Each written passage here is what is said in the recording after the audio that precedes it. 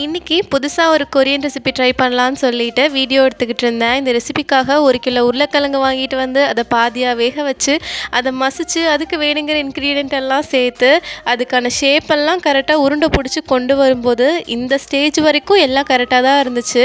நம்ம ரெடி பண்ணதை வந்துட்டு தண்ணியில் போட்டு வேக வைக்கணும். இந்த ஸ்டேஜில் தான் மிஸ்டேக்கே.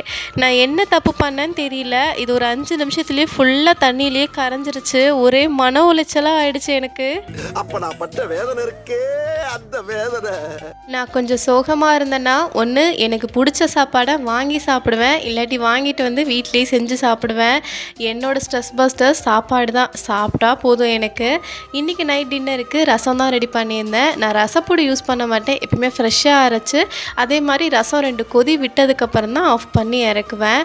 அது கூட வாங்கிட்டு வந்த சிக்கன் வந்துட்டு பார்த்திங்கன்னா பெப்பர் சிக்கன் தான் ரெடி பண்ணியிருந்தேன். நீங்கள் பெப்பர் சிக்கன் செய்யும் போது மிளகு கூட ஒரு துண்டு பட்டை சேர்த்து நல்லா அரைச்சிட்டு ஃபைனலாக இறக்கும் போது சேர்த்திங்கன்னா சூப்பராக இருக்கும். இதுவுமே என் ஃப்ரெண்டோட ரெசிபி தான். அவகிட்ட கேட்டு தான் நானும் கற்றுக்கிட்டேன். ஃபைனலாக ரசத்தோட சிக்கனை வச்சு சாப்பிட்டுட்டு மன நிம்மதியாக தூங்கியாச்சு.